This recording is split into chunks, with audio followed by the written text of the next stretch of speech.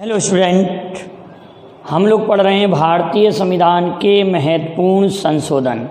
इस पर एक वीडियो मैं आप लोगों के लिए अपलोड कर चुका हूँ। ये सेकंड वीडियो है और संभवतः एक वीडियो और बनेगा, तो आप कंप्लीट रूप से तीनों वीडियो को देखकर उनके नोट्स बना लीजिए, जिससे आपको सही से समझ में आएगा।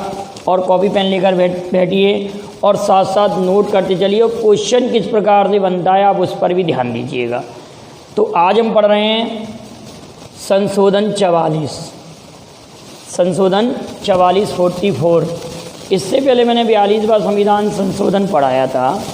तो 42वें संविधान संशोधन में हमने पढ़ा था कि लोकसभा और विधानसभाओं का कार्यकाल 5 वर्ष से बढ़ाकर 6 वर्ष किया गया। तो इस 44वें संविधान संशोधन द्वारा, जो कि 1978 में अस्तित्व में आया था, लोकसभा और राज्य विधानसभाओं के कार्यकाल को पुनः 5 वर्ष कर दिया गया। क्लियर बिठाओ, पुनः क्या कर दिया गया? 5 वर्ष कर दिया गया। 6 वर्ष के संशोधन द्वारा, 42वें संविधान संशोधन द्वारा, लेकिन 44वें संविधान संशोधन द्वारा पुनः 5 वर्ष कर दिया गया। और राष्ट्रीय आपातकाल, जो कि अनुच्छेद 352 में वर्णित है, लागू करने की आंतरिक अशांति शब्द को सशस्त्र विद्रोह शब्द में बदला गया। आंतरिक अशांति शब्द को सशस्त्र विद्रोह शब्द में बदला गया। क्या शब्द? आंतरिक अशांति शब्द को सशस्त्र विद्रोह शब्द किया गया। क्लियर? इस संविधान संशोधन द्वारा अनुच्छेद 31 में वर्णित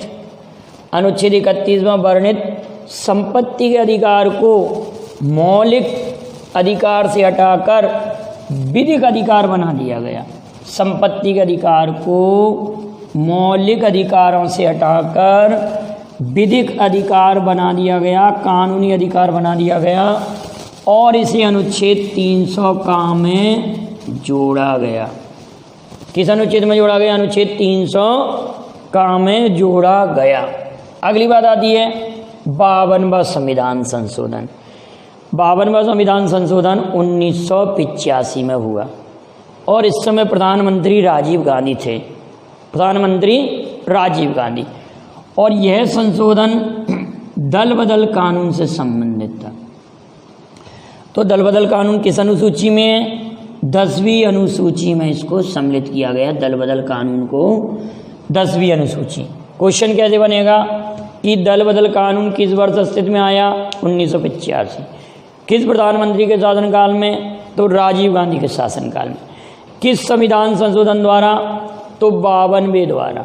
किस वर्ष? 1985। किस अनुसूची? 10वीं अनुसूची। क्लियर? सभी बातें क्लियर हैं। दल बदल कानून और दल बदल कानून क्या है, कैसे लागू होता है, ये अगले वीडियो में हम देखेंगे। आगे चल के कभी इस पर बनाएंगे एक सेपरेट वीडियो के दल बदल कानून होता क्या है। अभी तो आप इतना याद रखना, एक शब्द होता है दल बदल। ठीक। 53वां संविधान संशोधन 1986 में हुआ। इसके द्वारा मिजोरम को भारत का राज्य बनाया गया। 23वां। आपको मालूम है सिक्किम, मिजोरम, अरुणाचल प्रदेश, और गोवा।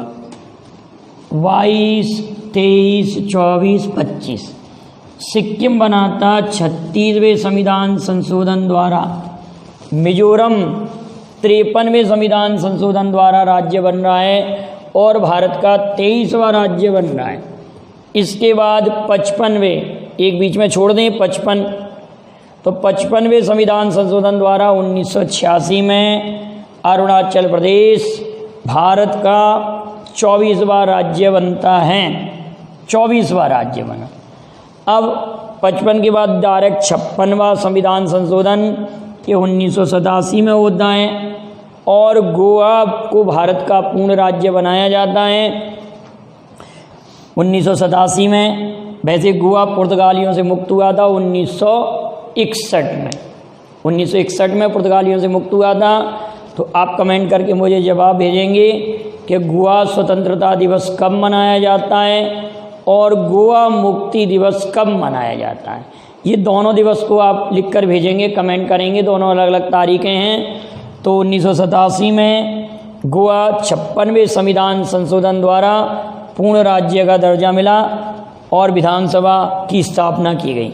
वर्तमान में गोवा क्षेत्रफल की दृष्टि से भारत का सबसे छोटा राज्य है और सबसे छोटी तटीय रेखा वाला राज्य भी है। समुद्र तट सबसे छोटा है और भारत का पहला जीआई टैग मार्केट गोवा में स्थापित किया गया।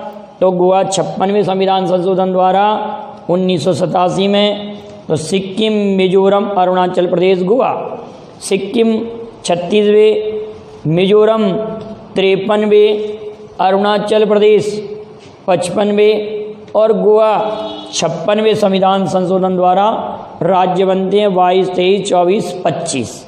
क्लियर। अब आता 57वां संविधान संशोधन। यह संशोधन भी 1987 में होता है। इसमें अरुणाचल प्रदेश, मेघालय, मिजोरम और नागालैंड, अरुणाचल प्रदेश, मेघालय, मिजोरम और नागालैंड, ठीक है। आप इसको ऐसे याद कर सकते हैं कि 7 सिस्टर राज्यों में से एक त्रिपुरा को हटा दें और असम और अरुणाचल प्रदेश से उसमें से असम को हटा दें, ठीक है। और मेघालय, मिजोरम M3 में से भी एक को हटा दें, तो लास्ट वाले, फर्स्ट वाले में से एक हटाएंगे। आप 7 सिस्टर राज्य तो जानते हैं, A2, M3, NT, त्रिपुरा को हटा दिया और असम को हटा दिया। मेघालय और मिजोरम में, और यहाँ पर एक मणिपुर होता है, उस मणिपुर को हटा दिया। 3 कम कर दिए। तो ये 4 को याद रखना, अरुणाचल प्रदेश, मेघालय, मिजोरम और नागालैंड राज्यों के अनुसूचित जनजातियों के लिए आरक्षण प्रदान किया गया 57वां संविधान संशोधन द्वारा, जो कि 1987 में हुआ। 61वां संविधान संशोधन, ये तो बच्चे को याद होगा, कई बार मैं पढ़ा चुका हूँ। 61वां संविधान संशोधन। इस संविधान संशोधन द्वारा मतदाता की आयु 21 वर्ष से घटाकर 18 वर्ष की गई। 21 वर्ष से घटाकर 18 वर्ष की गई। क्लियर। और यह कब अस्तित्व में आया? 1989 में। ये भी राजीव गांधी के कार्यकाल में अस्तित्व में आया। तो ये बात याद रखेंगे, 21 वर्ष से हटाकर 18 वर्ष की गई मतदाता की आयु। और राष्ट्रीय मतदाता दिवस 25 जनवरी को मनाया जाता है। 25 जनवरी 1950 को निर्वाचन आयोग की भारत में स्थापना हुई थी। मतदाता दिवस, राष्ट्रीय मतदाता दिवस 25 जनवरी को मनाते हैं। और 61वें संविधान संशोधन को भी याद रखेंगे। लेकिन अनुच्छेद 61, कन्फ्यूजन ना हो आप लोगों को, ध्यान रखेंगे, अनुच्छेद 61 में क्या वर्णित है? राष्ट्रपति पर महाभियोग। अनुच्छेद 61 में राष्ट्रपति पर महाभियोग है। और 61वें संविधान संशोधन में मतदाता की आयु 21 वर्ष से घटाकर 18 वर्ष। अब आता 69वां संविधान संशोधन 69, 69वां 1991 में अस्तित्व में आया। इसके द्वारा दिल्ली को राष्ट्रीय राजधानी क्षेत्र NCR घोषित किया गया, नेशनल कैपिटल रीजन घोषित किया गया। और दिल्ली के लिए विधानसभा और मंत्री परिषद की व्यवस्था की गई। वर्तमान में 3 केंद्र शासित प्रदेश हो गए ऐसे, जिनमें अपनी विधानसभा, मंत्री परिषद, मुख्यमंत्री होगा। दिल्ली, पांडिचेरी और जम्मू कश्मीर। पहले 2 हुआ करती थी, दिल्ली और पांडिचेरी। क्लियर। 70वां संविधान संशोधन, वेरी वेरी इंपॉर्टेंट, 70वां। यह संशोधन 1992 में होता है। और इस संविधान संशोधन द्वारा राष्ट्रपति के निर्वाचन मंडल में, राष्ट्रपति का जो निर्वाचन मंडल होता है, एकल संक्रमणीय मत पद्धति द्वारा राष्ट्रपति का चुनाव होता है। उसमें लोकसभा और राज्यसभा के निर्वाचित सदस्य और राज्य विधानसभाओं के निर्वाचित सदस्य भाग लेते हैं। मनोनीत सदस्यों को भाग लेने का अधिकार नहीं होता। लेकिन दिल्ली और पांडिचेरी को 70वें संविधान संशोधन द्वारा 1992 में भाग लेने का परमिशन मिली। क्लियर? 70वां संविधान संशोधन। अब आता 71वां संविधान संशोधन, यह 1992 में हुआ। इसके द्वारा 8वीं अनुसूची में 3 नई भाषाएं कोंकणी, मणिपुरी और नेपाली जोड़ी गईं। कोंकणी, मणिपुरी और नेपाली जोड़ी गईं। इस तरह से भारतीय संविधान में मान्यता प्राप्त भाषाओं की इस समय तक संख्या 1971 तक की बात हो रही है। 15 पहले 3 और 3 और जुड़ गई, 15 और 3 18 भाषाएं हो गई। फिर आगे चल कर एक संशोधन और आएगा जिसमें बोडो, डोगरी, मैथिली और संताली भाषा जोड़ी जाएंगी। इस पर भी एक सेपरेट वीडियो मैं बना चुका हूँ।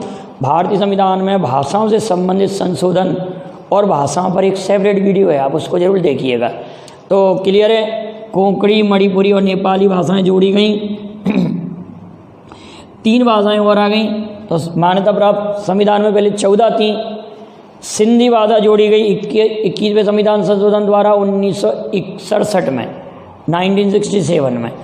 और ये 71वें संविधान संशोधन द्वारा 1992 में 8वीं अनुसूची में 3 भाषाएं कोंकणी, मणिपुरी, नेपाली। याद रखेंगे, क्वेश्चन ऐसे बन सकता है कि कोंकणी, मणिपुरी, नेपाली किस संविधान संशोधन द्वारा अस्तित्व में आई? 71वें। कई प्रकार से क्वेश्चन बन सकता है भाषाओं से रिलेटेड पर। अब आता है 73वां संविधान संशोधन, यह भी 1992-93 में हुआ। इसके अंतर्गत पंचायती राज व्यवस्था को सम्मिलित किया गया और इसके द्वारा 11वीं अनुसूची जोड़ी गई। कौन सी अनुसूची? 11वीं अनुसूची, पंचायती राज व्यवस्थाओं से संबंधित 11वीं अनुसूची। 9वीं अनुसूची प्रथम संविधान संशोधन द्वारा 1951 में। इसके बाद 9वीं अनुसूची हो गई। 10वीं अनुसूची दल बदल कानून 1985। 11वीं अनुसूची 73वें संविधान संशोधन द्वारा 1992-93। अब आती है अनुसूची नंबर 12। तो अनुसूची नंबर 12 यहाँ पर आ जाएगी। 74वें संविधान संशोधन द्वारा 1993 में नगर पालिका, नगर निगम, नगर परिषदों से संबंधित है। और 12वीं अनुसूची जोड़ी गई। क्वेश्चन क्या बनेगा? 9वीं अनुसूची प्रथम संविधान संशोधन द्वारा, 10वीं अनुसूची 1985 में, 52वें संविधान संशोधन द्वारा दल बदल कानून, 73वें संविधान संशोधन द्वारा 1992-93 में 11वीं अनुसूची और 74वें संविधान संशोधन द्वारा 1993 में 12वीं अनुसूची जोड़ी गई। तो इस तरह से अनुसूची से भी संबंधित संशोधन क्लियर हुए। भाषाओं से संबंधित एक संशोधन हम पढ़ाएंगे, बोडो, डोगरी, मैथिली और संताली। आप इसको कमेंट करेंगे कि ये कौन सा संशोधन था और किस वर्ष अस्तित्व में आया। अगर आपको मालूम हो तो इसको भी आप कमेंट कीजिएगा। वहाँ की भाषाओं से संबंधित भी 3 संशोधन हो गए। प्रस्तावना से संबंधित एकमात्र संशोधन है 42वां संविधान संशोधन और संपत्ति के अधिकार से संबंधित है 44वां। तो इस तरह इनको डिवाइड करके भी आप याद करेंगे और अच्छे से इसका नोट्स बनाएंगे। एक वीडियो और आपके लिए आएगा। वीडियो पसंद आए लाइक शेयर ज़रूर कीजिएगा और आप इसका स्क्रीनशॉट ले लें। Thank you very much. जय हिंद, जय भारत।